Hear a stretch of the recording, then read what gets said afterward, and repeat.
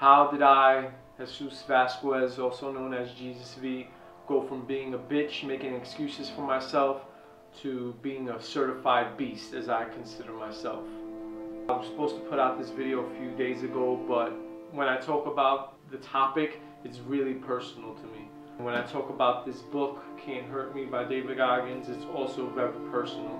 So I took a little bit of extra time and I tried to think of all the things that I've done over the past few years that has led me to not only transform my body but transform my mind. And it's really come down to like seven things that I've personally done to help transform myself. I want just to put things into context. I grew up in Brooklyn, New York in the 90s, grew up in foster care, eventually got adopted by my grandmother for a little while, bounced around from family to family, didn't have my mother that much, don't know who my father is. Basically, like David Goggins, I have a long list of excuses that I can make that would sound legitimate, especially in the sensitive time that we live in, that would allow me to feel sorry for myself. And I don't. So without any further ado, let's go into the 7 things that I've done and I've implemented in my life to go from being a little bitch to being a beast. 1, doing something that's uncomfortable or doing something that sucks. It's not necessarily the task, it's just you going from making the decision to do it and then actually completing whatever the task is. It could be going for a run in bad weather, like I did a few days ago, and I completed this run that I'm going to put on the screen now. It was raining, it was about 30-something degrees in New York City, it was 4-something in the morning, and I got up and I went out and run. Not because I wanted to, hell no, I wanted to stay in bed, my bed is comfy. But when I do something like that, it reminds me of everything that I'm capable of. Try to pick something. I don't like running, so I go out and run. Don't try to intensify something you're already comfortable in. Do something that you know you don't. If you don't like to swim, go to a fucking pool and force yourself to swim. And what you get from forcing yourself to do that and actually going through the motions, it's something that nothing else can give you. Number 2, do not make permanent changes to your life based on temporary feelings that you're having in the moment. And it's taken me a long time to figure that out. If you're feeling anxious, if you're feeling sad, if you're feeling depressed, just remind yourself that that moment, that feeling that you have right there is not the culmination of your life. It does not determine who you are. That time will pass, just like bad weather passes. It comes and it goes. Number 3, and this is a really important one, you have to cut yourself off from people that do not have the same values and are not trying to accomplish the same things that you're trying to accomplish off. A lot of times that may be our family, and I'm not saying that you shouldn't spend time with your family or you shouldn't keep friends that you had from way back when, but just be conscious of the time that you spend with them. And be conscious of the effect that they have on your personality and on the choices that you make.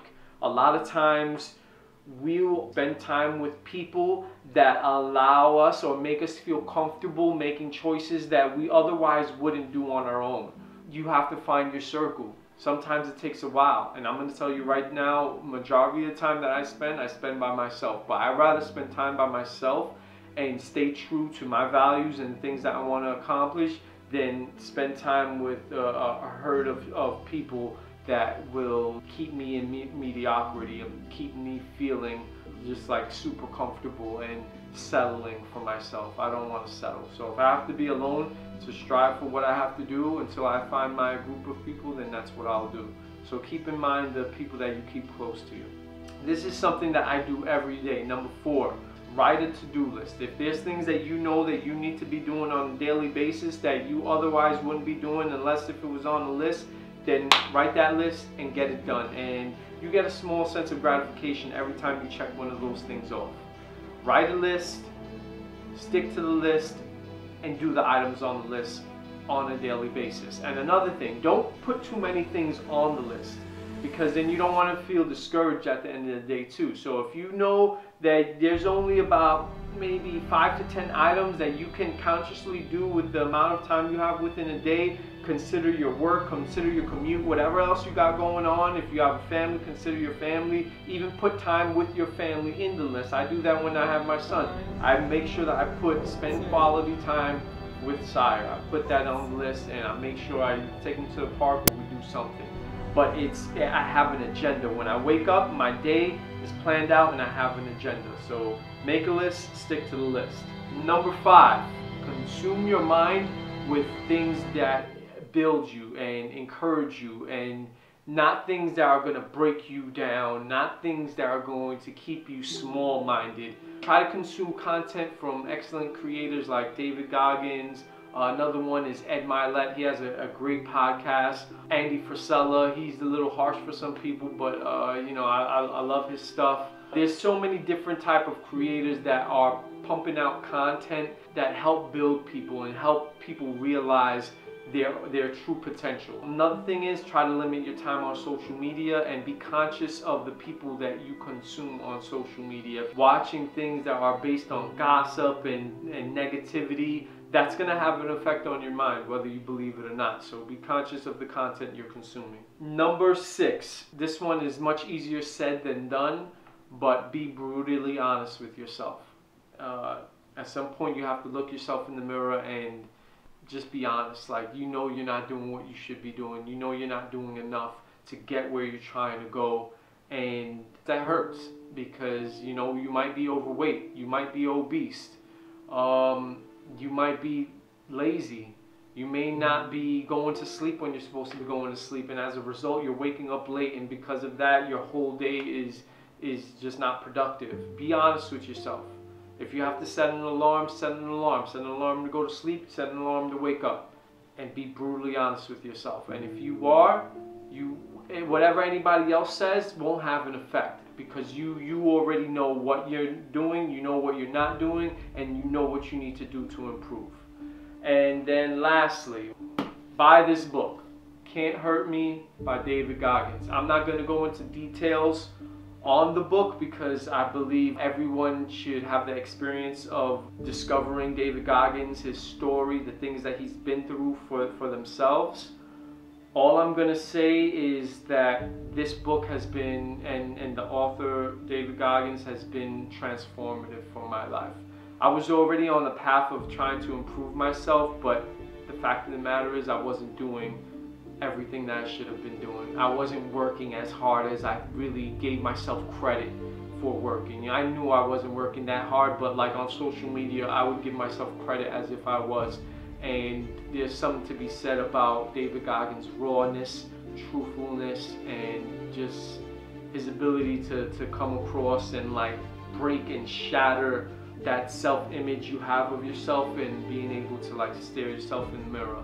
I'm just going to read one of the missions of the book, just to give you an idea of what to expect when you buy this book, Can't Hurt Me. The mission of the book is to unshackle your mind, ditch the victim's mentality forever, own all aspects of your life completely, and build an unbreakable foundation. And that doesn't matter where you come from, that doesn't matter the color of your skin, that doesn't matter your sexual orientation. This book and the contents of it will help propel you to live the type of life that you want to live, and be the version of yourself you know in the back of your head you have the capability of being.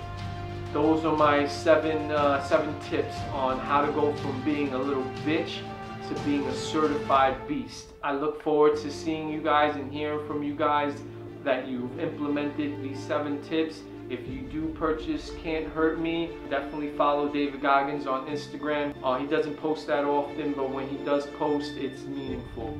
And if you like this video, share it to someone that you know can actually make use of this content. And let me know what you think in the comments below.